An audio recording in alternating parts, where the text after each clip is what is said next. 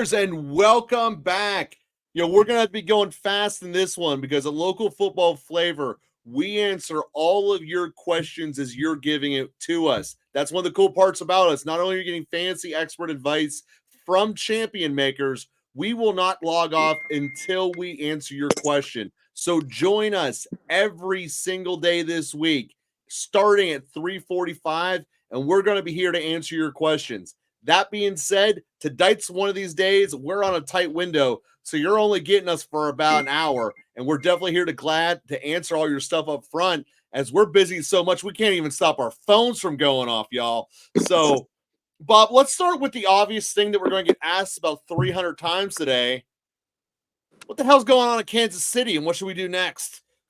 Well, I mean, a couple of things about Kansas City, right?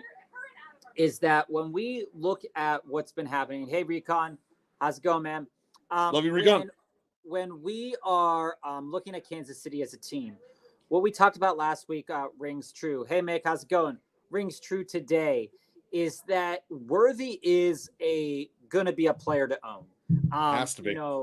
With Mahomes just injuring Rice like that, it's really a kicker, because I know one of our viewers last week actually ended up was thinking about trading for Rice.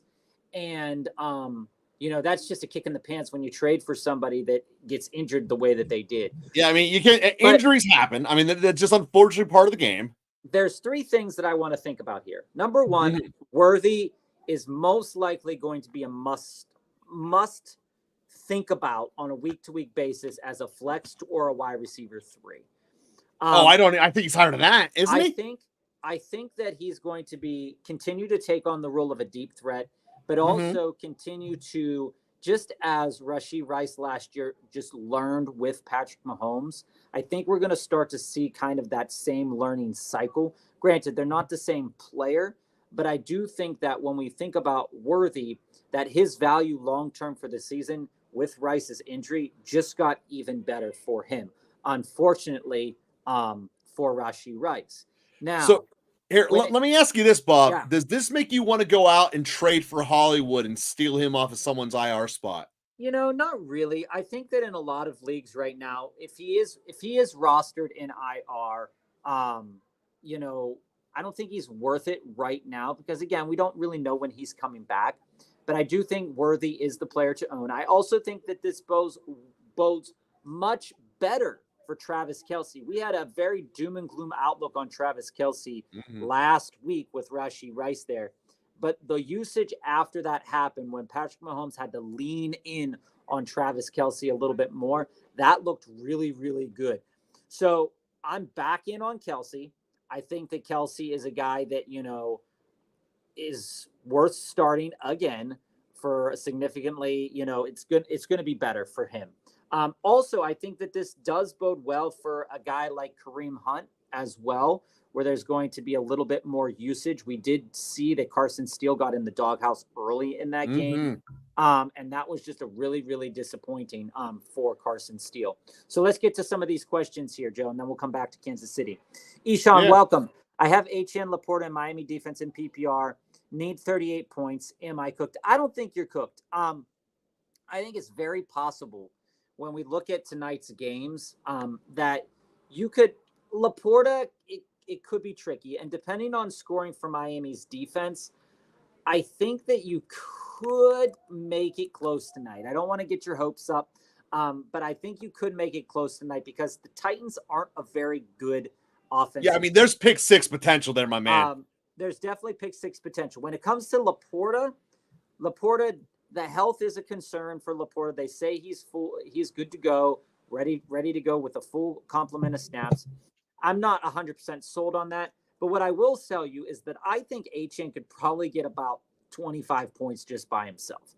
So you're only really looking for about 13 from Laporta and Miami's defense together. So honestly, I think it's going to be closer than you think. And again, going into last night, a lot of people that own Josh Allen thought that they would be fine, and they weren't fine. So that's kind of the discussion Henry, baby. With all these Monday night and Sunday night games with these talented players is we really never know what's going to happen. We can make these educated guesses, but when it comes down to it, I do think that Etienne's going to have a good night tonight against this Titans defense. I do think that Laporta is probably going to put up at least 8 to 13 fantasy points, I think, in PPR. And Miami always has a chance to get that back end touchdown or interception. It really depends on what the scoring looks like. And to put that straight up, as long as Will Levis on the field, you got yourself a fighting chance, my man. So yeah, Recon, I do remember you talking about this. Yeah. The inconsistencies, and here's the thing, Recon, and it's something that it bothers me too. It bothers me a lot when it comes to the inconsistencies in players. Josh Allen, like last night, Josh Allen, that was not a pleasurable experience if we are Josh Allen. It was not. And Flowers too. Flowers was basically, it just felt like it wasn't even happening there. Pickens showed up, Kyron showed up, and Saquon didn't get the touchdown like we thought. That game was a little bit different, like almost everybody thought it was going to be. But it is nice. To the point on some of these specific guys, yeah. I don't think Chase Brown's usage is going to be consistent. They gave him one of the goal line touches, but that was only because Moss got it the play before and they gave him a blow. So I don't think we can consistently rely on the Chase Brown rushing touchdowns. That being said, Moss put up 20 last week. Moss is producing. Chase Brown, to me, is a B, not a 1B, but a legit backup. Yeah, and Kirk looking better, liked it. But the thing with Baltimore, and I want to hit this because this will hit up both Allen and Zay. Baltimore finally relearned last night that King Henry's the best running back on their team. He might be the best player on their team. And yeah, I know they have Lamar. And giving him the ball was pretty damn smart. That he was 2 inches away from having 3 touchdowns had he not fumbled on the inch line. That team is going to go through Lamar because Baltimore is getting back to Baltimore. Make you hurt, hate wanting to play us. And what Baltimore truly did is they just basically rolled the dice and said, our whole season's on the line. Do we think Buffalo's soft? And they found out we can run through Buffalo. And that is a scary thing for them in the playoffs. To what you were saying, Joe, and Aman, welcome too. When it comes to Chase Brown, what's very clear about this Cincinnati rush offense here is that Moss is the better blocker out of the two. And if they want Burrow to stay upright, Moss is going to see the field a lot. Now, we'll see what happens when they play more teams that aren't Carolina, and we'll see how this distribution works. But what was really nice for Chase Brown, if you're a Chase Brown owner, which was really nice, is that he got some goal line work, which wasn't nice if you were a Moss owner. So I was on the opposite side of this, Recon. But when it comes down to it, Moss is still going to have a significant role because this team is going to be, if they want to stay in these games, they're going to have to really, Joe Burrow is going to have to really figure out what the passing situation is going to look like, right? So you can throw these long bombs to Chase, but you're only going to be able to do that if you're going to get that extra blocking in the backfield. Moss provides that. He's going to be on the field. And I think both of these guys, it's kind of like a mini Thunder and Lightning, like a mini Monty and Gibbs kind of situation, but less so like that situation because both of those players can actually block. So it's really interesting about Brown. Christian Kirk, on the other hand, I think his usage was nice. He was one of he looked like a number one receiver again. He was one of those guys that we were suggesting last week, depending on your situation, that you could sell him. And, if you kept him and you held him, he had a really great game. We'll see if he can string a couple of those games together. He looked like what people wanted him to look like. It is exciting, Aman, about Hunt and Kelsey. Kelsey is going to benefit almost directly from Rashee Rice getting injured here. Worthy is going to benefit in the long term, but Kelsey's going to benefit right now in the short term. And if we look at the situation for the Kansas City Chiefs, I don't want to own Patrick Mahomes. So if I didn't want to own him last week either, but he's been a pretty average fantasy quarterback this season. and he was a pretty average fantasy quarterback last season. Yeah, and here's the thing: looking at last year to this year, and we see here back nine and Blumpkin. We'll get to you here in a minute. The things with Kansas City's offense that is concerning is that last year Mahomes was the lowest ADOT, meaning the ball went the least amount of yards downfield, and they thought Worthy and the new scheme changes were going to break that. They haven't. They now don't really have the power running back, with Steele getting basically dismissed. So Kansas City is one of these teams that the markets overall are already saying, hey, we're not sure they're going to be blowing up the scoreboard anymore. It's a very concerning thing to their fantasy output overall. Mm-hmm. But looking specifically within it, Kelsey way more so than Hunt. And one of the other guys, to give you a quick waiver wires pickup to look at, because he's probably in most of your leagues available as a stash, is Noah Gray.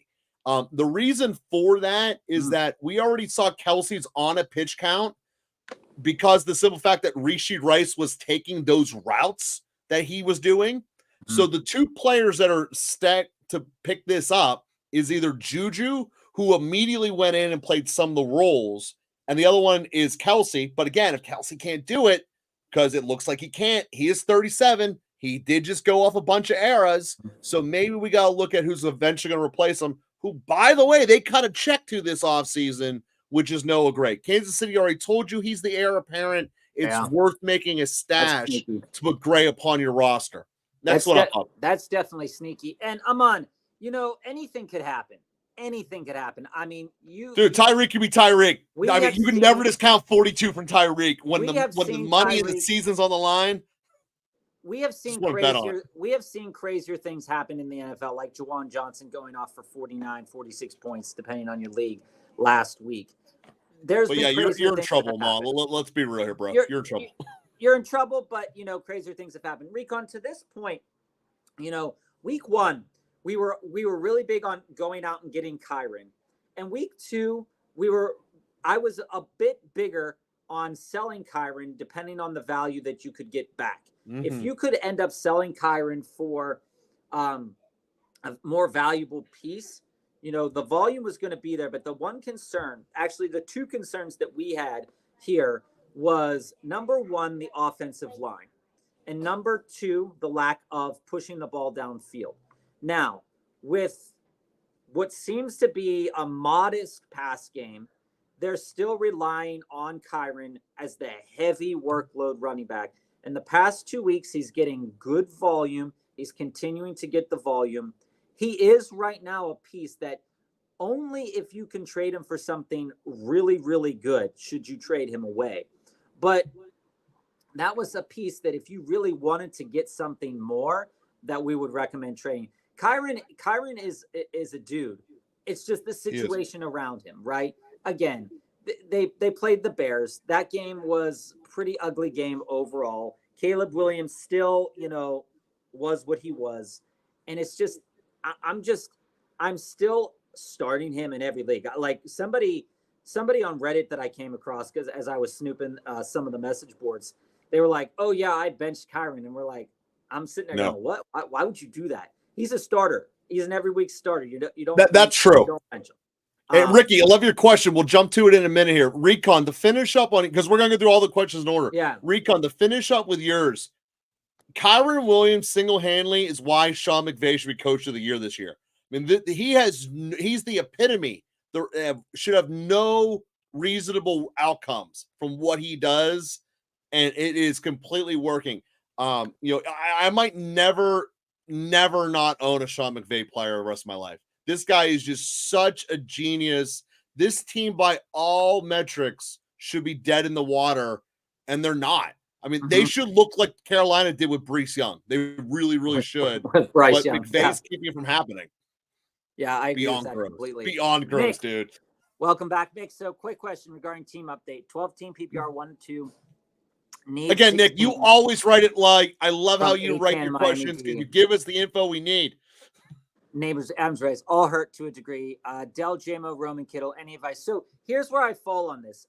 We knew that as soon as Love got his spot back on the field, guys like Jayden Reed, Jordan Love, Dontavian Wicks, all of the Green Bay Packers players minus Josh Jacobs would most likely go up. Mm-hmm. You have the same quarterback situation that I have, Mick. I have Love and Fields. Fields was my stopgap for a couple of weeks to get me through until Love's came back. I ended up starting Fields yesterday because they played Indy, and they ended up basically with the same score. When it comes to Breece Hall, let's talk about Breece Hall. And anybody who wants let's talk about that Jets game in a minute. That was a monsoon. Week 4, Bob, we got to write this down so we remember this. Week 4 every year, the NFL was playing in the aftermath of a hurricane. Yeah. When we do our weekly winter lineups, only dome teams in week 4. Every year they're playing in a hurricane in week 4. So it's a concern. You couldn't throw the ball in that game. Watching that game, there was a stat line. I'm not making this up. I will never forget this. Bo Nix was 5 out of 10 for -9 yards. Yeah, I saw that. It was amazing. I saw that Cortland Sutton had like 60 yards and Bo Nix had like 47. I'm like, how did that? What even happened there? It was beautiful. It was beautiful. But here's what I want to communicate about that is that from that game, the usage, the way in which Hall was being used was a concern. I'm not. This is the opposite of the Sean McVay conversation. I'm not. I don't think I ever want to own someone by Saleh. I'm not concerned by Hall as a talent, but what I do understand is that the way this team works is the way that most people that are watching Jets games see this going out is that Breece is that explosive outside the tackles rusher, and he's open space. Braylon Allen will be the guy through the middle. And consistently in this game, they were running Breece Hall up the middle for like -3 yards, -4 yards. And he was dancing behind the line of scrimmage so much that it was just a concern, right? And it's not like Denver has an elite defensive core. They don't. And so walking into last week, Mick, we were feeling really good about your team. But now we're sitting here, Neighbors hurt, Adams hurt, Rice most likely out for the season, Dell hurt, J-Mo, we'll see what he does tonight. Rome didn't get good usage in that game at all. And then Kittle looks great. What I would try to do, and we can talk more about this tomorrow too, Mick, is I would try to potentially move on from one of those quarterbacks, package up one of those running backs and see if I can move up and get some wide receiver help. Because right now, with Rice being hurt, it's just such a disappointment because he's such a good talent. And Dell being hurt, and we don't know with Adams, you could potentially be starting Neighbors, J-Mo, and Rome, which, in the interim, not too bad. What I would say this week for sure, Mick, is if Dontavian Wicks isn't owned with the Christian Watson injury, you have to go out and get Dontavian Wicks. If Wan'Dale Robinson is not owned, you have to go out and get Wan'Dale Robinson. I'd rather have Wicks. If you looking at some other guys, if Jordan Addison, who put up some good numbers this week, isn't owned, or you can he has to be on his 12-man league. But Mick, let me tell you this, because you know the quarterback situation the same as Bob. I also have Hall and Rice. Dark side. And I am already shopping Hall for Chase.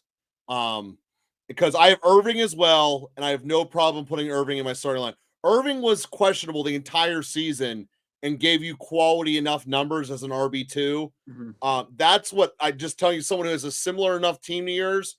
I'm trying to package Hall for Rice, Hall for Chase to replace my Rice injury. I think that's something that we're all here. So yeah, absolutely, guys. We're going to answer all your questions as we get to them. Up to my boy Celtics. So Aman, who would you guys recommend picking up off the waiver wire to replace Hurts for next week? My priority is Fields, but I doubt I'll be able to get him. No, you don't want Fields. He isn't playing next week, dude. Fields is not playing. Wilson's playing. Are you sure about that? I'm 100% sure about that. So if I were you, I would definitely guys that I would prioritize if they aren't owned yet. I would prioritize Sam Darnold. Darnold should be owned. He should be owned. But if he's not, I would definitely prioritize Sam Darnold over Justin Fields. Remember, this was a game that definitely allowed Fields to shine in the second half of this game. In the first half of this game, there was a lot of learning curve there. But Fields did what we all thought he was going to do, and that was show out against this very bad Indianapolis defense. If I were you, he didn't do it enough to win, which is why he's not playing next week.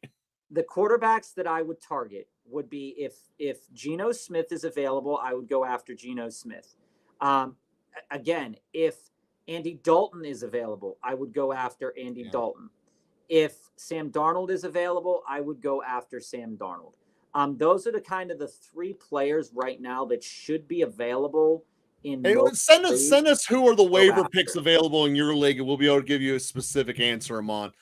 That's how we'll have to go about this. So and we'll send it out here in the chat so we can update it. Yeah, and tomorrow we can totally go through some of this more as we see different waiver priorities. Guy, and also a player that think about if he is available, because I know after 3 weeks some people dropped him, and we're not huge on him, but the matchups look great. Is a guy like Caleb Williams. If he's available on the waiver wire, the matchups look okay. But I would rather have the other three guys that I mentioned ahead. Don't do Caleb Williams. But on the note of waiver wires, one of the guys we want to tell you, because this is important, Minnesota just opened up the return practice window for the Hawk. So this is the time to put your waiver priority claim in on the Hawk. Yeah. And, Ishan, Will Levis is not good.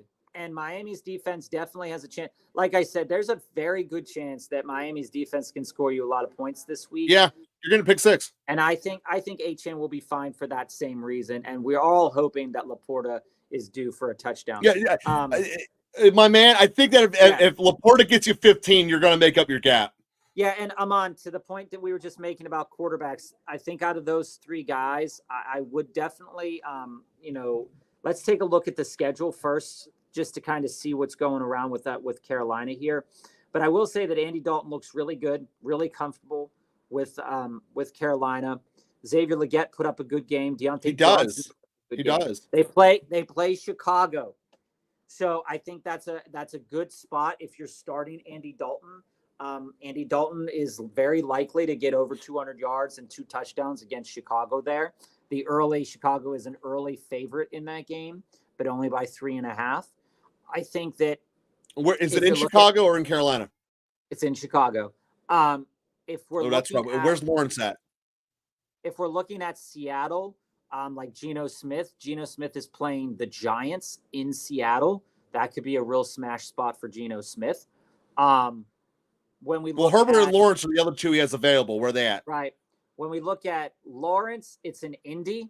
That could be a great spot for him. That could be an excellent spot for him. And also, it could be a great spot for Joe Flacco. If Anthony Richardson doesn't play this week, we'll have to see what's coming down the line in terms of his injury. But because that's one of those weird division games that Indy always loses to Jacksonville. Remember, maybe I have them backwards, but one of them just needed to win. I think it was the Colts. They just needed to win the last week of the year, and they completely imploded against Jacksonville and fell apart. Yeah, it was the Colts because it was on Hard Knocks. Yeah. I would not pick up Herbert. I don't think he's worth it. But I will, we'll look into it a little bit more. But my initial lean is Dalton, and my second lean is actually Joe Flacco if Anthony Richardson can't play, because he definitely made Michael Pittman look a lot better. The old man bold Richardson doing all year, which is nice for those people that stuck tight on Michael Pittman, which we were not some of those. Plus the fact the Steelers couldn't cover a slant to save their lives. Trade Drake London for Montgomery and J.K. Dobbins. I would think about doing that depending upon the construction of my team. I really like Montgomery. We'll see. We'll see how it looks this week. And J.K. Dobbins is in a rough go schedule-wise, right? So there's still some injuries on his offensive line. The quarterback play isn't quite there where we want it to be at right now due to injuries.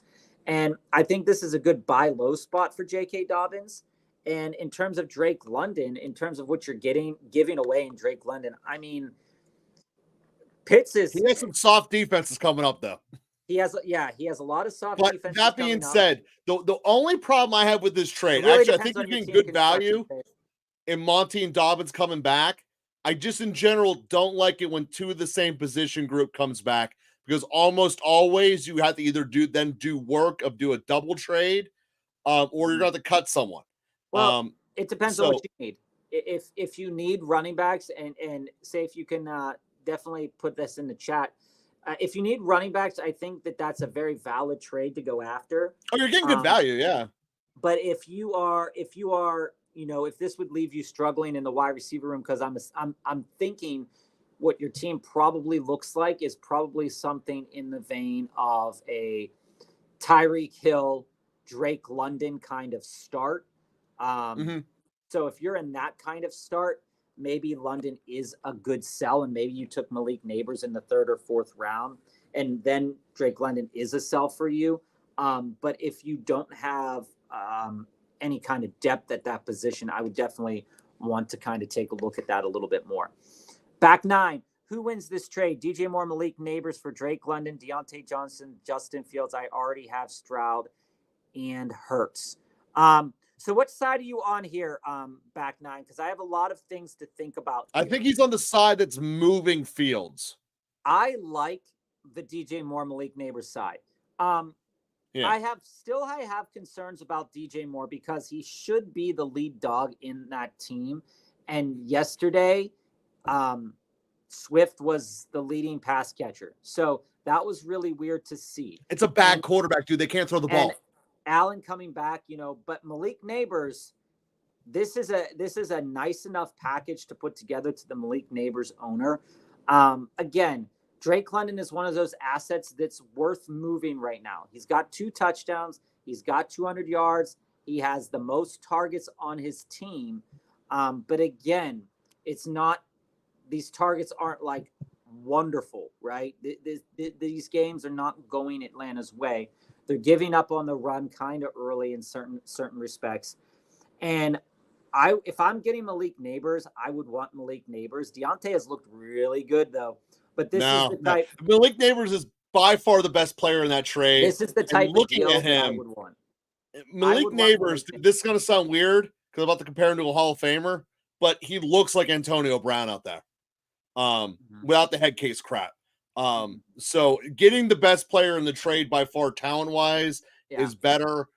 Carolina's going to become Carolina again. It's only a matter of time. But also here, you're using the asset that you have in Justin Fields. You're moving on from that and getting a piece that you can actually use, because if you have Stroud and you have Hurts, you're not starting Fields on a week-to-week basis. Hopefully you started them last week, but or this past week. But when we look at this, you're getting the best player in the deal. You're trading 2 pieces to 2 pieces at wide receiver that are really going to upgrade you in the wide receiver market, so that you can kind of trim the fat and look at some other pieces on your team, because you probably bought Deontay really low. You got Drake London most likely in the 2nd round. You're getting a nice return. Again, this is a 2 for 2, and you're just throwing Fields in basically on the back end to kind of sweeten this pot a little bit more to get you over to Neighbors. I like the deal, back 9. I would do it. I'm a bit concerned whether these, what these injuries are going to kind of end up like for Malik Neighbors here, but I would definitely do that deal. We check back in. Absolutely. Definitely check back in on Thursday with all these injuries and stuff, though, because again, absolutely. And welcome back, George. People have said that these injuries have, that it's been the most injuries in the NFL, and some people are like, well, statistically speaking, all years have pretty big injuries, but for fantasy relevant players, this has been a very big early half of the year. A lot of injuries happening, so it's important to know that to remain flexible. Try to build your lineup out a little bit towards the future here. Number 2 waiver wire pick, use on Wicks, lost Rice, also own Reed, nice. Also, I own Pitts. Should I stream Otten or Ertz? Kraft is already rostered. Would I use the number 2 waiver priority pick on Wicks? He had 2 drops, but he looked good. He looked efficient for the most part. Would I use the number 2 priority waiver pick? We were talking about this last week on a guy like Jennings. And, Jennings with Debo coming back threw up it wasn't the game that we were really wanting. With Wicks, though, with Christian Watson's injury and Love looking like Love again, I have no problem using a number 2 waiver pick on Wicks, because it's not it's not. And here's where I stand on it is that he's going to be one of the premier pickups this week. You're gonna if you want him, you are gonna have to use your waiver. That part's true. I would definitely though look into to see again. These are players that we recommend looking after. Is guys again, if Wandale is still not owned, he's a guy that I would definitely look out for right now. If you want to get into the Dallas passing game for whatever reason, Jalen Tolbert, if he's not owned, might be a player that you want to move into. You might want to move into, like Joe said, into some of that tight end category in terms of Noah Gray, trying to flip him. Yeah, or Juju if you're looking at the Kansas City injury. So, Josh, here's the problem that I have with I don't have a problem with Wicks the player at all. Bob did a very good job outlining what's going on with him. My problem is you don't want to play both Green Bay guys because Green Bay's not going to be coming back losing 28 the entire game and having to chuck it around. I see you back 9. So the answer I would have is if you want to pick up Wicks, you also have to be prepared to move Reed. And you also need to be prepared to move Pitts too, because we're at that point in life. So if you're willing to do a Reed and Pitts combo and change your receivers that way so you don't have 2 Packers, I can understand it. See, you're right. That's the cost of getting Wicks this week. You have to use the number 2 on them. So, personally, I'd rather just save it. Give me the free Juju. Probably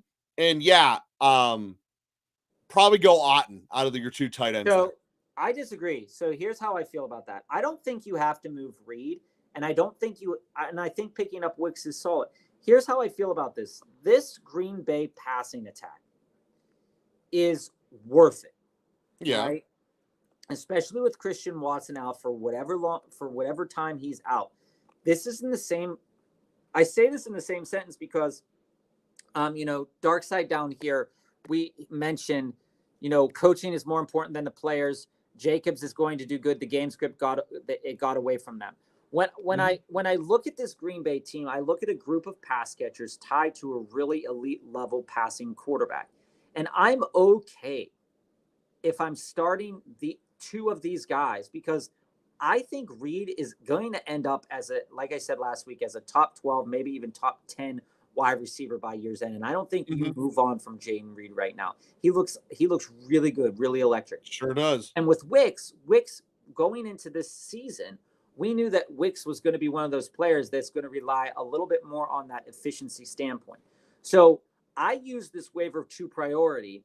And what I look for this week particularly, maybe I'm not starting Wicks, but if I am starting Wicks, I'm looking for another good game. And then maybe I flip him in a week or 2, maybe even before the bye, whenever the Green Bay bye would be, and to move Wicks or whichever one of these wide receivers I think is going to not be 1A by the end of the year. I actually think Jaden Reed is the player among all players that I'm going after right now. It's Jaden Reed. He just looks really good, tied to a really good quarterback. As it goes to Pitts here, Josh, I think Pitts right now is droppable. Especially something for. I hear that. I hear what you're saying, but nobody wants to take him on right now. It's kind of the Mark. It's the Mark Andrews situation. Is that we've all lost our patience with both Pitts and Mark Andrews. They're not performing up to their capabilities. Again, Pitts did have a game where he went for 59 yards, I believe. But again, neither are really. They're not worth owning. So what would I do? I'd probably pick up Zach Ertz. Yeah, but Pitts gives you more potential. Like it just benching. He does give you potential, but also the potential for a big old fat 0, like he has been for. I would personally rather stash him, hope he cashes in 1 week, and trade him for something. Because I know Otten's never given me a 20. Pitts could. That's fine. Both of the options you've presented right here. Out of those 2 options, I would want. But you'd have 3 Packers passing game. Probably pick up Ertz. No, Kraft is already rostered. It looks like by somebody else. Okay, I would probably pick up Ertz. We'll revisit that later on this week, though, Josh, because I do think that when it comes to streaming tight ends, the landscape is definitely rough. Well, that's true, but we look at Ertz. He's playing Cleveland this week, then at Baltimore, and Cleveland's a dead team. Yeah. I mean, there's just no way around that. Yeah, and Tampa's Josh is playing benching. Atlanta and then New Orleans, so Josh those two is- teams are letting up some tight end love too. Josh is benching Pitts until I see something. Absolutely. That's And right. I was looking at Whittington. Yeah, Whittington again is another one of those nice. I might not have to use my priority on Whittington. Odds are I probably will, but I think that with Whittington, you're kind of getting. Joe recommended last week to pick up Tutu Atwell. Hopefully, you picked up Tutu Atwell last week because he was a favorite target for Stafford. And looking at Jordan Whittington from this past week, he led the team in terms of the snap count, in terms of the wide receivers, and looked good. And this was a player that I believe George was talking about in the offseason when we were looking at who's, the number 2, number 3, or number 3, number 4 there in the Rams. I think Whittington's definitely one of those guys. This could be worth picking up as well. So if you don't decide to use your waiver priority on Wicks, Whittington is a definite target for me with Wandale being owned. I think those two guys are probably going to lead this week in terms of who we're picking up. Again, also, if Tank Bigsby's not owned, I think you have to go out there and pick up Tank Bigsby. Odds are he is owned, but I definitely think he's a pickup this week too. Recon, in terms of your team, you just need the guys to start playing the way that we think that they will. I mean, you're looking at this team, Saquon and Kyron. If they're both on in 1 week, there's a good chance that you both get 20 points out of both of them. When it comes to Pickens had a great game this past week with a fumble in terms of a fantasy perspective. I think right now, the hardest player out of the players that you have here that's like really killing you on a week-to-week basis is Flowers and Josh Allen. Is that, Josh Allen has put up 2 stinkers, 2 great games. And this is not like what we've expected out of Josh Allen. So, you went out and got him early. And when you sit here and you're looking at, do I just wait it out? Yeah. I mean, this is one of those. You have to. Time with players like this that can perform, that you just kind of have to wait it out, especially with a guy like Josh Allen. Zay Flowers, on the other hand, when they decide not to pass it, I mean, it was obviously Derrick Henry's game, and there was nothing else to say about that. And Justice Hill played well, and so when I see Zay Flowers, he was definitely a victim of game script in this game, a complete victim of game script this game and in the last game as well. In a game where he was utilized a lot, he got good fantasy points. So I think you got to stick tight in terms of who you got there. Pickens would be the one I'd consider moving, but I do want to see 1 week of him with Russell Wilson before I do that. Revan, I think you're going to get it, my man. I think you're going to be all right.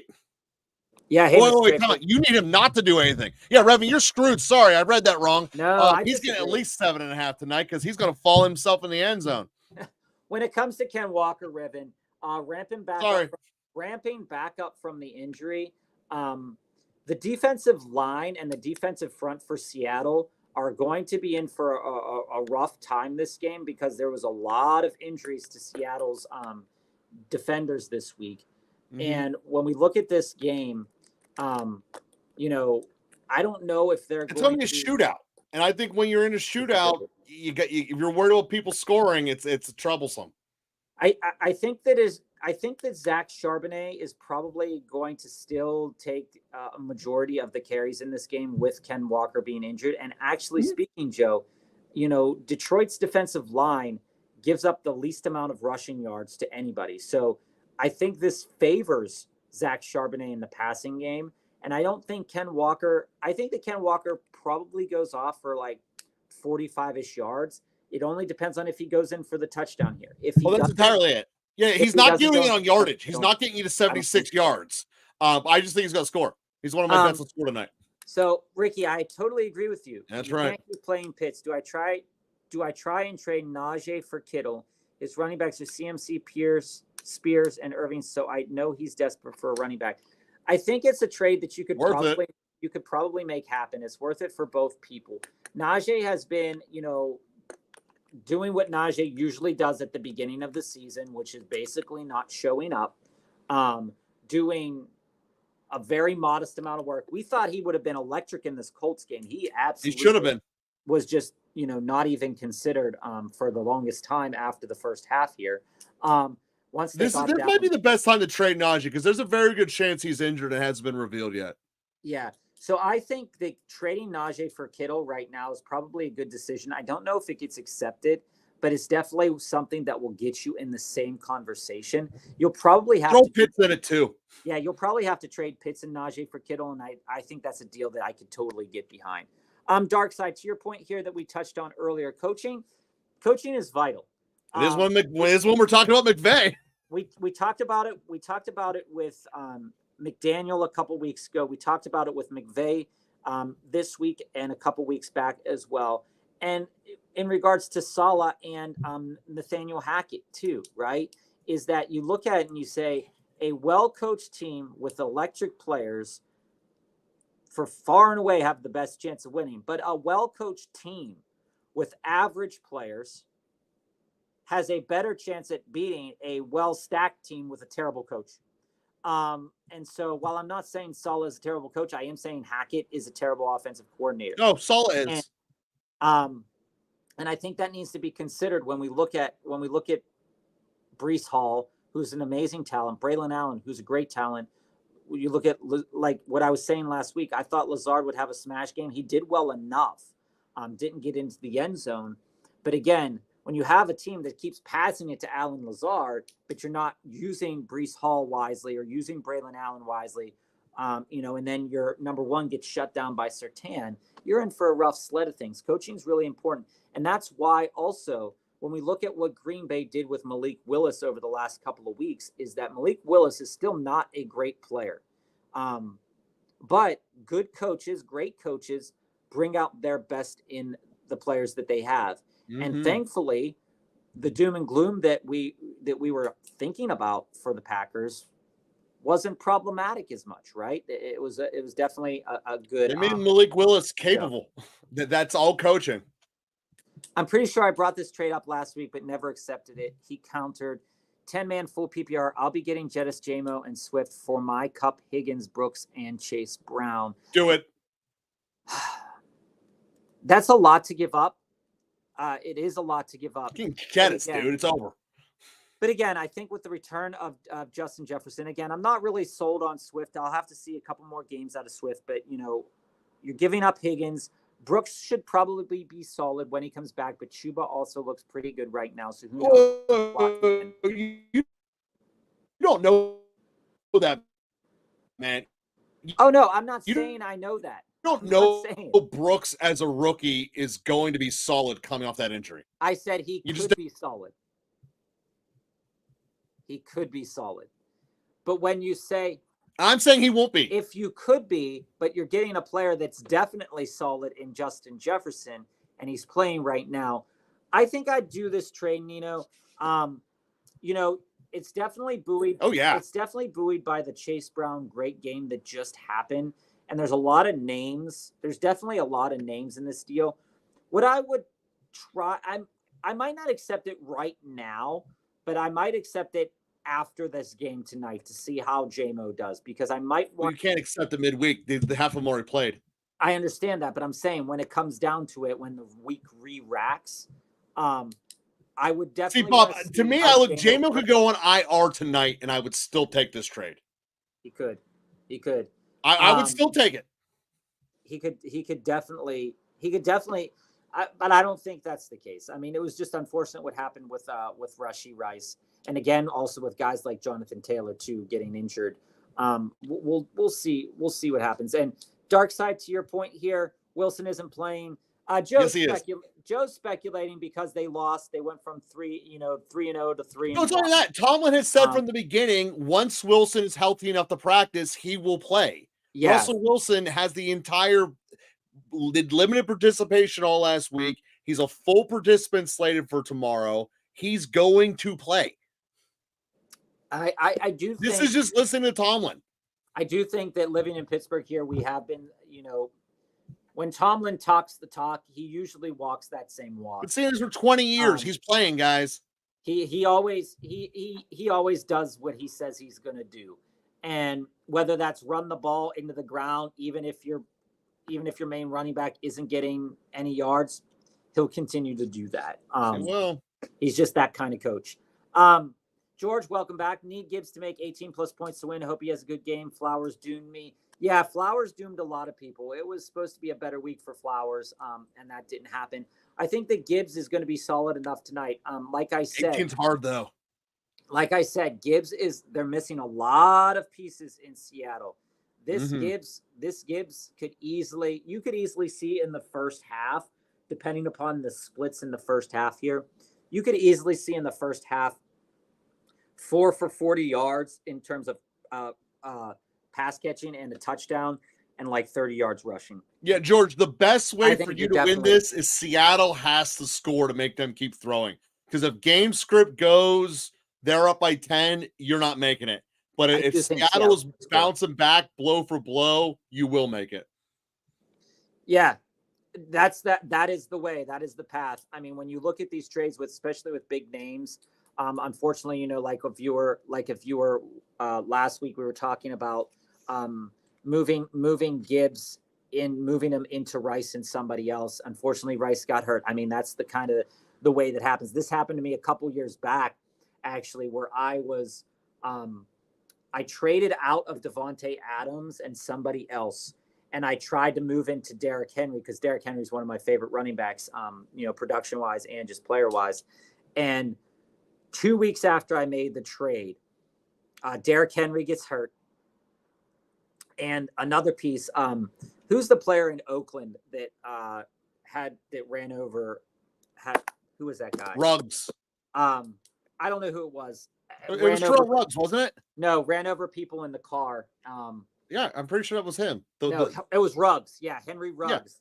Yeah. I got Henry Ruggs back in the deal on the back end, and it was the only time I've owned a player that actually hurt somebody in the way like that. So that was really fun. So it all happens when you're doing trades like this. And when it comes to it, Nino, dropping Worthy and was able to snag him up. Oh my God, that's amazing. When you have Worthy, we were talking about Worthy at the top of the hour, and we think that Worthy is, I think personally, and I know Joe feels very similarly, when it comes to what the stats are putting out there, that there's definitely a progression for Worthy to continue to get better and better and better and smash probably within like the last 6 weeks, 7 weeks of the season or so, similarly to what we saw out of Rice. He's going to have to build up that rapport with Patrick Mahomes. And I don't think he'll have the same rapport, but I think that if Andy Reid's going to chuck 50-yard bombs to him, I'm in for that on a week-to-week basis, especially for the upside of that. I think that with Pacheco down, Hollywood out, and Rice out, Worthy is going to be a starting player on most. There is a word of caution to this tale, though. We see another very talented receiver in Coleman last night. It took him till week 4 to figure it out. Coleman's protected by a lot of other receivers on that roster in the scheme. There will be no protection for Worthy anymore. You'll be able to sell out to double team him. And we're going to see if he's talented enough as a rookie to get that kind of separation. And that's why I said later. Very hard to do. That's why I said later in the season. So, I mean, even that's then, something to think about. So, George, I want to trade DJ Moore. Now that what's worth it? Who should I target? So, DJ Moore has been a frustrating player to own, especially with Caleb Williams. You look at DJ Moore, one game he gets 8 targets, the next game he gets 5. So, I think Zay is the perfect answer to your question, George, because Zay has the potential to go off. He has. You already have Zay. You can't. Zay is Metcalf would be a reasonable answer. Might be a little. You might give a little more to get Metcalf. See how tonight goes. You would definitely have to trade a little bit more to get Metcalf. I also think that when it comes to players like DJ Moore, you're gonna have to sell another piece if you want to upgrade. But if you're okay with certain respects of a player, I would think about moving. Let's look at our rankings. You have JSN. Maybe another option would be Pickens. Mhm. He is the target share machine in Pittsburgh for as bad as his passing game is. Yeah. Pickens is one of those players that you could buy or sell depending on how your team is doing. I said Pickens, but Higgins would also play. No, I said Pickens too. I said yeah. Pickens. Sorry, but Higgins is I don't really want to own a lot of Higgins. I think he's going to phone it in pretty soon. I think it'd be Deontay Johnson isn't a bad selection because he gets open. He always has. Yeah. And I think a piece that I'd want to move into based upon, if Trevor Lawrence is gonna play well, they're gonna have to get Brian Thomas Jr. involved more and more and more. The guy looks excellent. If I were trading out of DJ Moore still carries that name with a player like Caleb Williams that could shine certain weeks and then not shine other weeks. Again, his schedule looks really good coming up. I would try to move into Brian Thomas and a piece potentially, and to see if I could do something like that. They might not, because Brian Thomas just had a really great fantasy game this past week. Also, I might even try to pair a couple. He also is Brian Thomas Jr. George, I'd also try to pair a couple pieces up to go after Jaden Reed. Jaden Reed certainly is an upgrade there. I think Jaden Reed is just a smoke show. Again, here's the other thing you do with the injury news. Since you have all these good studs you keep putting down there, go get Brown. AJ Brown just got reported. It might be another 2 weeks till he comes back. See if that guy's desperate. Pick up AJ Brown. Go win your league. Yeah, and if you're looking for some other lower end players, Khalil Shakir's, like from last week, got decent enough usage even in a game where they were kind of just out of it. We saw the usage for Wan'Dale Robinson this week. I absolutely 1,000%. I'm not saying trade DJ Moore straight up for him, but I am saying that it would really be a relevant thing to go after and get a guy that's being targeted as much as Wan'Dale Robinson this year. He has the protection of Malik Neighbors there, and even if Malik Neighbors can't go, I mean, he's probably going to continue to see 10 plus targets a game. It's going to be, what he does with them, we don't know. A wide receiver to move off of it, a guy that was Joe's boy earlier in the offseason, is Brandon Cooks. So you don't want to own any piece of Brandon Cooks is being disappointing. I mean, I think it's fair that you can move into even if you want to try to move into any other wide receiver in that Green Bay room, maybe you want to move into a Romeo Doubs. Again, he's a frustrating player to own. I wouldn't want to own him over DJ Moore. But if you do want to move up, I think that, your target should be a DK Metcalf. Your target could be Brandon Ayuk if the Brandon Ayuk owner is frustrated enough with Brandon. But I still think you should go for AJ Brown. Just watching Philadelphia without him, they need him, and they're going to force feed him the ball. It's probably fair enough value knowing that he's not playing again this week for sure, probably not next week. I would lean there given the fact of the quality receivers that you already have mentioned. Nope. Yeah, and Josh here with this trade, I mean, like we said last week, I absolutely love Diggs and I absolutely love Mason. They both scored a touchdown this week, but damn, Nico Collins looks good. Oh, he does. The guy is an absolute hammer when it comes to fantasy football. And the fact that he was going into last week with an injury designation at one point in time, he was questionable. I did take him out of some of my DFS lineups and put in Diggs instead. And that was just overall absolutely, super disappointing. And when it comes to Pollard, we'll see tonight. Again, Pollard's one of those long-term guys that maybe over the long term might not smack, but he definitely has a couple of games in the interim where he could. And maybe you can continue to flip him, especially with this news of Mason, with CMC potentially coming back in the next couple of weeks. We don't know what that's going to look like. We keep, mentioning. We got to wait till it doesn't matter until they open this practice window. But I love it. I love it. But again, they did open the practice window for the Hawk. So this is time to pick up the Hawk. Yeah. And when it comes to it down here, back nine, when we look at who wins a trade, right? You have Nico Collins. And like we just said, absolute smash, absolute smoke show. When you look at Nico and you sit here and you're thinking about this trade here, you You want to trade away London and Deontay Johnson, and you could pair Nico Collins with Malik Neighbors, do it. Yeah, 1,000%. absolutely. 1,000% do it. I mean, granted, they're not always going to have 20, 25-point games, but these are guys where their base game, with the amount of targets that they get, their base game is looking like 15, 16 points.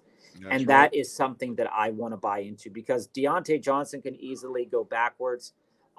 London always can go backwards. I think that that's an absolute smash right there in terms of the back nine. I would do it. And I wouldn't even second guess it at this point in time. You have the two best players on your team now, and it's not even a concern, right?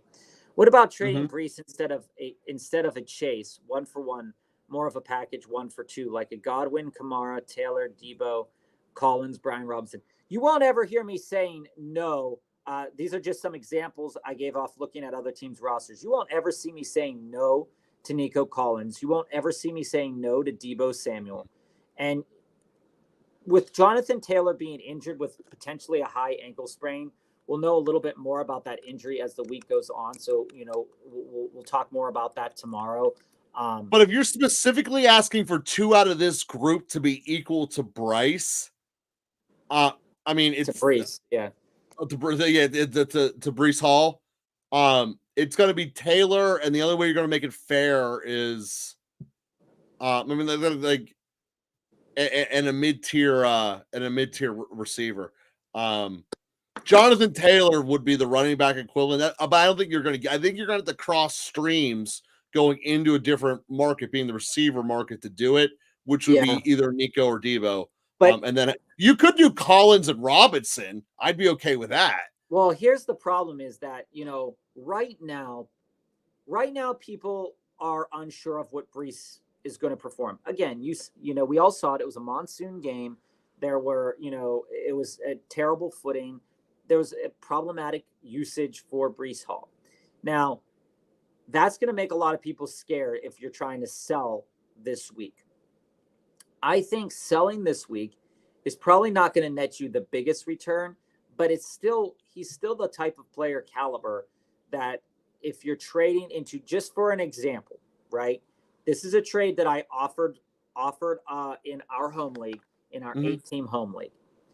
I pulled it back because I wasn't sure if the owner had saw it, right? But I offered Mike Evans and David Montgomery for Brees Hall. That's the offer that I put in before the weekend started. That's the type of return that that was my first offer, right? So I was trying to play up to and say, oh yeah, I can give this if you don't want to move on, and we can talk more about it. But I think if you're going after and trading away Brees Hall, I think a comparable trade would be a level 1 kind of wide receiver and maybe a RB2, RB3, or an RB1 and a wide receiver 3. I don't think right now that Collins and Robinson would be accepted for Brees Hall because of the game that Brian Robinson has had. He's had 2 of these 100-yard games in the last 3 weeks. I don't think people are going to sell Brian Robinson and Nico for Brees, but you could probably do like Brian Robinson. You might be able to go to the owner that has Debo and do, like, if he has Brian Robinson too, you do a Debo Brian Robinson deal for Brees. That might get accepted. Again, put out your feelers. The player, I would love to buy into Taylor, but I do need to know his injury concern. Again, they say it's a high ankle sprain. That is a concern. It's on his same leg that he did have surgery from. That is a concern. So he was a player I was going after last week. But again, just like Rice, big injury concern. We need to see injury reports on him. I'm not sure we can bank on. We got to know what it's going to be. Yeah, and Grapefruit. It definitely sucks losing Rashee Rice. He was definitely going to have you look at all the metrics. Everything looking at Rashee Rice, Joe, was looking like he was going to be a top 5 wide receiver this year in terms of fantasy potential. You look at it and you say, okay, all of the pieces were there for him to do well. Now there's a good chance we might not even see him for like 2 years because of the concern with the suspension potentially coming up at the back end, or at moving him into that suspension, potentially moving into next year with the injury now, potentially ACL injury. You're looking at this, we might not see this guy on the field again. I mean, that's going to be really problematic, and it's a shame. Well, he'll be back on the field. It just all turns down to be how does the suspension play out to it. There's also because the NFL is all about hiding things, or not hiding things, but not throwing up dust so they don't have to. If he's medically out for, like the Hawk, for example, who's going to be out until Halloween, they might just say we're giving him the 8 games on top of it, so you don't see him at all. That's totally something that you see them do. And hopefully maybe something like that happens so that he doesn't get the next year's suspension. Because I'll tell you, man, like, he will go if there's no suspension looming over his head, he'll go in the top 2 rounds of fantasy drafts next year, 1,000%. Well, he'll go where Hawk went. Yeah. George, do I trade Mason for Bijan? If you could get that accepted, I'd do it. Mason is a guy that Joe doesn't want to sell. I get it, because he's on a team that's absolutely, a team that can score consistently enough. He played a cupcake this past week in New England. And we look at this and say, okay, Bijan, they're kind of back to that silly usage of Bijan. Dude, Algier isn't that bad. For me, right now, he's managing a hamstring injury, right? It seems like every single player this past week has been managing a hamstring injury. Devontae Adams managing a hamstring injury, out. Nico Collins managing a hamstring injury, in. All of these players, I think that if you're going to trade Mason away, wow, that's an interesting blog. So somebody in Atlanta is like, is it time to consider benching Bijan Robinson? They just want clickbait. That's wild. Yeah. When I look at it, and you see that he's injured, you see that the games that he's put up, 7 for 28, 16 for 31 and a touchdown, 14 for 97 and no touchdown. I would definitely consider it. But would I do it right now? I might even I don't know, Joe. I might even try to concoct something crazy and move Mason for maybe Bijan and a back end piece. See if you can get that happening. You'll probably have to move Mason and somebody else for that. But I'm all for getting into Bijan while it's low, because I do foresee. And Joe, while you take a stab at this Bijan question here, I just want to take a look at the schedule coming up for them. So here, the upcoming schedule for Bijan is Tampa, Carolina, and then 3 weeks from now they'll be going to Seattle. So a very run through you type of thing. But here's the thing: Mason also has Arizona, Seattle again, so duplicates there, and Kansas City. So again, here's the thing with Mason: when you're going to have to get rid of him.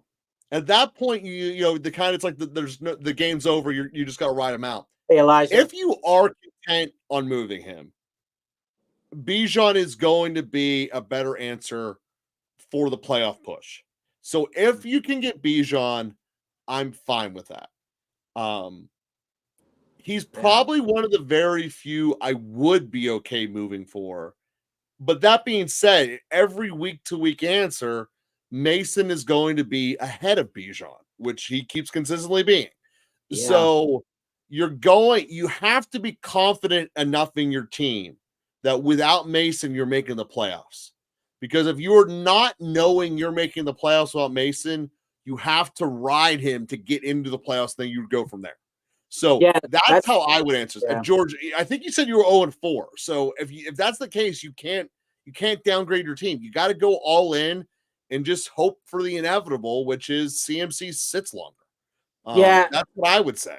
Yeah, I think that right now, George, we got to rely in the best I would think about trading it, but I think ultimately what I would do is I might wait another week, because they play Tampa coming Oh, up. sorry, George. George is 2-1. Yeah. Sorry, Why I'm would you mixing say up. that about George?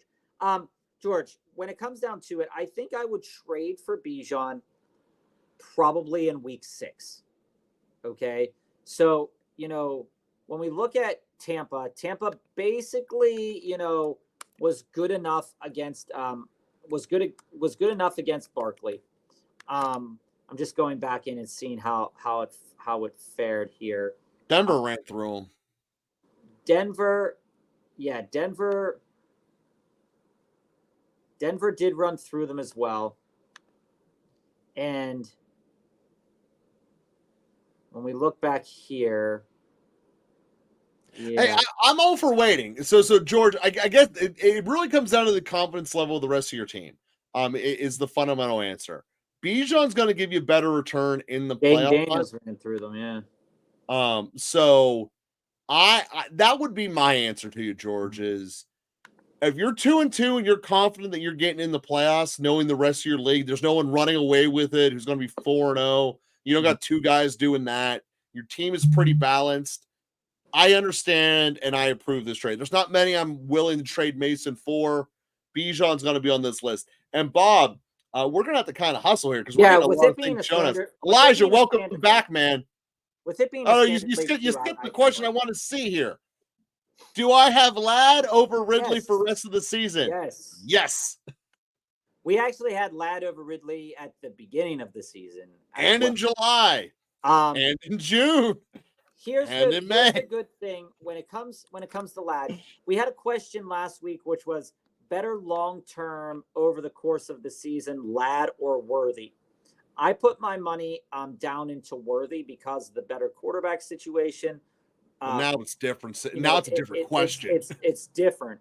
But what I don't like about McConkey, the one thing I really don't like about McConkey is that Quentin Johnston, in the games where Quentin Johnston has been doing really well, it's basically kind of a no-show for Ladd. In terms of that is fair. Quentin Johnston's definitely progressed more than we thought he was going to. The fantasy stat sheet here. But I'm encouraged by the fact that he has 2 touchdowns through 4 games. I'm encouraged for the fact that he has 24 targets. I'm encouraged that even on a run-heavy team, he almost has 200 yards. Those are things that I'm encouraged of by Ladd. And he basically didn't do anything in week 1. Right. And yeah, exactly. He basically didn't do anything in week 1. When we look at red zone targets, which, it could be problematic for them to get into the red zone right now, with all the injuries that they're experiencing. When we come back and we take a look at the red zone targets, I want the Chargers. I'm looking at it. I'm looking at Ladd, and he has 3, right? So he's being used in the red zone. Quentin Johnston, not as much. He is getting enough targets, which is really nice to see. I think over the rest of the season, he's tied to a better coach. He's tied to a better quarterback. And he's tied to a team that when we look at how young this team is, they're going to want all their wide receivers to kind of grow together here. And Ridley has been brought in. And Ridley's role is you're going to have Ridley games where Ridley gets 60 yards and a touchdown. You're going to have games where he gets 80 yards, 7 receptions, 80 yards. But I think when it comes down to what we're going to see over the rest of the season, that there's going to be some very good games for Ladd coming down the pipeline. And I think that if I were you, I would rather have Ladd over Ridley. And if I were thinking about either of these to trade away, I would definitely think about trading Ridley away. The only concern, which isn't really a concern for Ladd, I guess, is how Denver is going to play the Chargers, because they played Denver this week. They played Denver in week 16. They're going to put Surtain on Johnston. And if Surtain is on Johnston, I think what I said last week about Lazard, again, monsoon weather, but Lazard actually still got a decent amount of targets. I think when we look down here at what's coming down here for them, if Arizona, New Orleans, Cleveland, Tennessee, Cincinnati will probably be rough. But these are all games where Ladd could definitely feast coming out of the slot. This is nice, not rough. Their defense He, sucks. he's getting a good amount of targets, and that's kind of the long and short of it, right? Yep. The targets look nice. He looks good.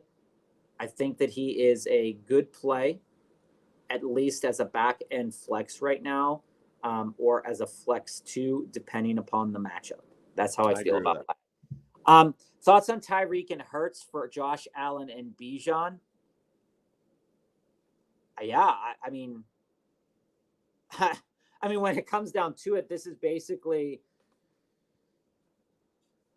Tyreek.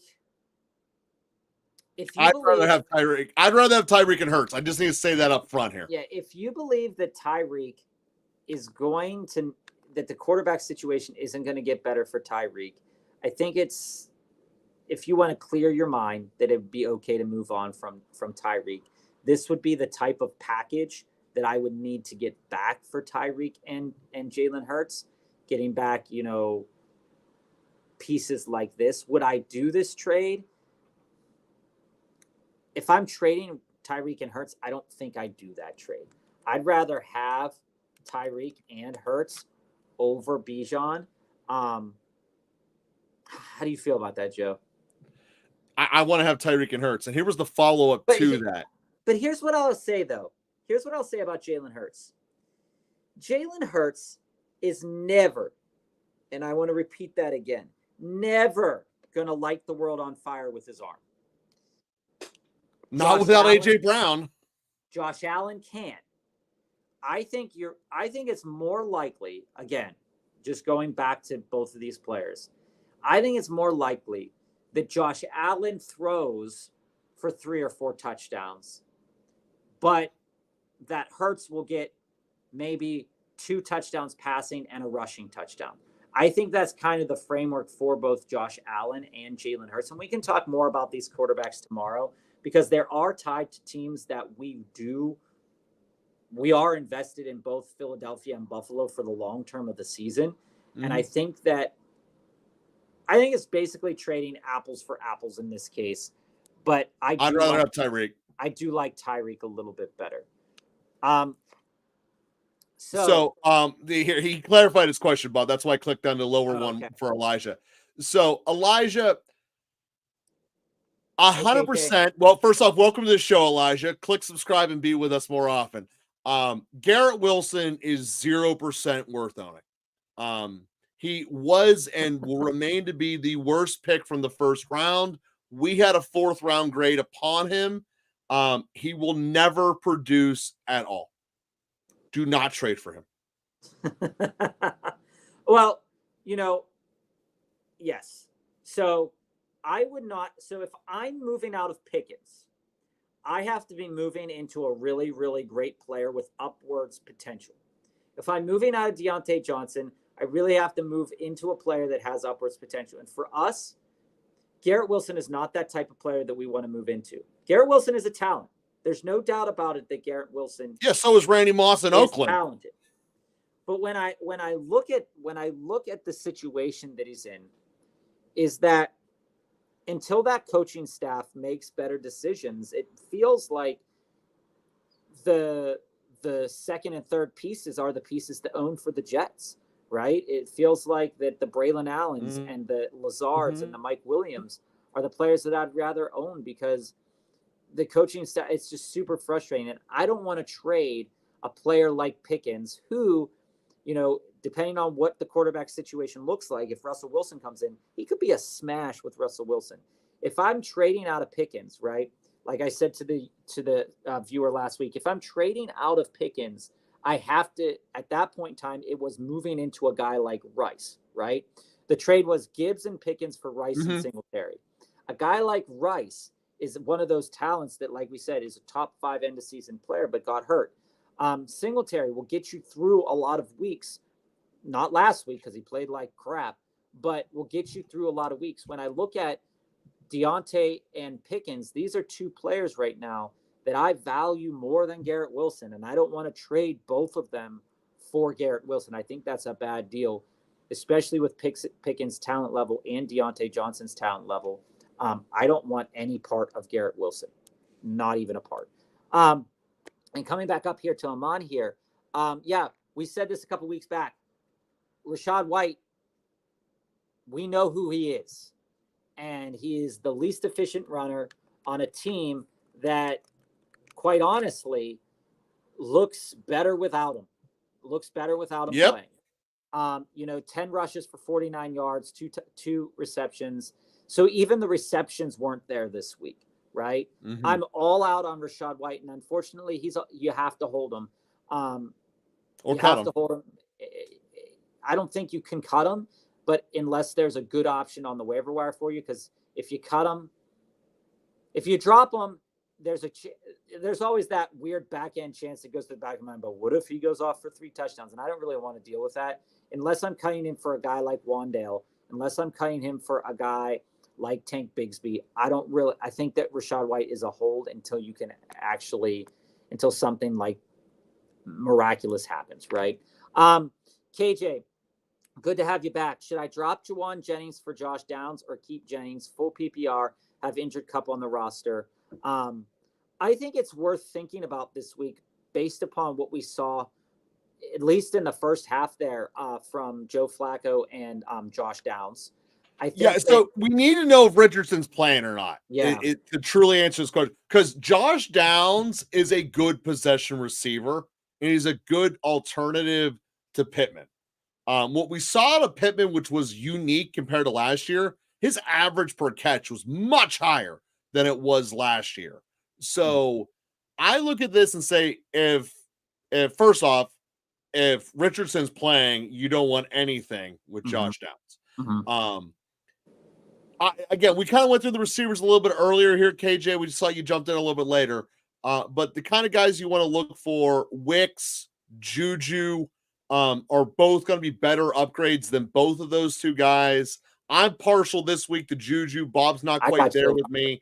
I think that he's going to have a lot of the natural fill-in for Rishi Rice. He should be available in a lot of your leagues. But he didn't play well last year either, so I'm out on Juju. You're out on. He's a Patriot. No one plays well in New England. I'm out. He's back to Kansas City. They know what he is. He might only be a stopgap until Hollywood gets back. But the players he's talking about are only stopgaps anyway until Kupp gets injured or healthy again. But also to the same end here, Juwan Jennings, 6 targets. Did get almost 100 yards last week. Yeah, but that's slowly working Debo back in. Wait till Debo's full stretch. Debo back in. It could be worth it. If Flacco is playing, I would pick up Josh Downs. If Flacco is not playing, I don't think Josh Downs is worth it to roster at this moment in time with the way that Anthony Richardson uses his wide receivers. And when it comes to the better bye week quarterback ad, I would rank them like this if Flacco plays. I would rank them Dalton, Flacco, Carr, and Fields. I would not spend a waiver priority on Fields because like Joe said, yeah, but Fields especially at the top of the hour, Fields is an electric player, but they have said that they wanted to play Russell Wilson. Russell Wilson is ramping back up to health. He's practicing, and they did say that if he's healthy, he plays. So that's the question here. And I don't want to use a waiver one priority to pick up Russell or to pick up Justin Fields. Great week. Somebody will use them, but I think more likely the Dalton Flacco bye week quarterback would be a better selection depending on, because coming out of next week, your bye weeks, Joe, what are the bye weeks for next week? Your bye weeks coming up here are going to be Detroit, Chargers, Tennessee, and Philly. Yeah. Week 5 buys. Yeah, and especially when we look at who they play next week, they play the Bears. I definitely think Flacco is my number 2 if Richardson does not play. Mick, I 1,000% that I think that a trade like this is something that's worth proposing. You're giving a healthy player who is a stud when given the opportunity to be a stud, and you're back-ending yourself into a really nice wide receiver when healthy, a stud, and then trying to get back on the back end some other piece to kind of fill in for Breece Hall. this is the type of trade that I would think about doing. If I'm trading out of Breece Hall, I would absolutely think about doing a trade like this. Would I trade out of Breece Hall yet? I don't know if I would, but this is the time to buy AJ Brown. There's been no setbacks, nothing like that. Knock on wood, right? No setbacks to AJ Brown's injury. So I would go after and do something like this. And Elijah, last one of the night, Elijah. Congratulations. So we'll take care of you here, and we'll be back tomorrow, 3:45, and we'll be on until about 6:30 tomorrow. So make sure if you want to send your questions in early, feel free. You do have Tyreek Pickens. Yeah, I think it's fair to go out. I think it's fair to go out and trade. There's nothing wrong with upgrading the receiver. Just Garrett Wilson's the wrong one. Go after Chase. I think I think that you can't buy Chase right now because of 2 great weeks. The time to buy him was when we told you to go buy Chase. He was the guy to sell or to buy. If you bought him, kudos to you. He looks really good. But also, it's a great time to pick up a Ma. Kudos to you if you sold him because you probably got a decent amount of return back for him. I think if I'm trying to move into a wide receiver right now, the guy I would move in, if I'm trying to move both Deontay and George Pickens, I'm trying my best to move into Nico Collins. I'm also trying to maybe move. But also start the negotiation instead of Deontay, have it to be Sutton. Have it be Pickens and Sutton. Yeah, Sutton has put up 2 good games in a row. But again, I don't trust Cortland Sutton because their quarterback is, I don't know what's happening there. But anyway, when I look at this, I think guys that I would target and guys that will probably come decently enough cheap, depending on what happens tonight. DK Metcalf had 2 great games. If he puts up a decent game, people might want to trade him. Nico is a guy that I'm always targeting. Amon-Ra St. Brown is a guy that I target. So if I want to upgrade, those are the guys that I'm looking for. If I want to move, because eventually when Smith comes back, Smith's slotting into your top 3. So you're probably going to be starting a combination of Tyreek, Pickens, Thomas, Devonta Smith. Thanks, Elijah. We appreciate it. So when we look at this also, and I know, Joe, you're going to hate me saying this, and I hate myself for saying this as well. Oh, what are you going to do to me, Bob? Chris Olave. No. Look. Even Apple is mocking you. When I look at Olave, Olave's involved when the games are on the line. Olave's not involved when the games are not on the line. I'm coming down here. I've got Kansas City, Tampa, Denver, Chargers, Carolina. And out of those games, here's their next upcoming spreads. And by involved, Olave historically needs to have a spread that is tighter than 3. So we go to this week. It's already last week's betting for the week 2 at Kansas City was 6.5. That could change. At Tampa is 1.5. That's in the window. Beyond that, Denver 3.5. That's out of the window. But it's close because again, they're favorites in these. Dog to the Chargers, that could be in the window. That one still got some time. So you're looking at less than 50% of his games moving forward that he's going to be relevant. Now, Olave, no. But what New Orleans is your perfectly average team. What I'm saying, though, he needs to upgrade dramatically. Listen, the reason why I mention Olave, again, I don't necessarily, like I said, I hate myself for saying it. I don't really want to move into Olave. Why do you start me off like this right before we're going to end? I got to carry this Olave the rest of my night. Here's the other fact. Looking at your team, I don't know if you need to definitely package 2 wide receivers for another wide receiver. Looking at your team, I think you should go after an elite running back, quite frankly. Your team's stacked at receiver. You might be able to, and again, I'm going to mention this player that, we were mentioning week 1, but we were down on week 2. We're back up a little bit on them now, is Kyren. You look at a guy like Kyren getting a decent amount of volume. You could probably piece together a deal for him if you don't already have him. I would try to target maybe Saquon. I would try to move depending on what happens tonight, I might try to move into Achane. I'm moving to Walker. He's not going to blow it up tonight. He's going to get more than 7.5 points, but he's not going to blow it up. You can easily spin it and saying, hey, you know what? Maybe they like Charbonnet. Maybe they do. Maybe Walker's never coming back. That's untrue, but you could spin it into that. I think and then you get Walker guys, on your team for maybe even just Sutton. 2 other guys that I would move into, and we'll end the show here. 2 other guys that I would move into, because we're coming back tomorrow, would be to try to buy low on James Cook. That's an option. And try to buy low on, who's my other guy? Or try to just buy Aaron Jones. Those are 2 running backs right now that you could probably make a lateral move of George Pickens and Cortland Sutton in to one of those running backs if you need a running back. So, Elijah, we'll be here tomorrow. We'll be here tomorrow, and we'll talk more about this. So, all team players, thanks for joining us. We'll be back tomorrow around 3:45 until 6. Make sure to click like and subscribe. We love and appreciate all of you and all the questions. And if you want to send us in a question early to make sure we see it right away, feel free to drop us a line, and we'll be able to answer it.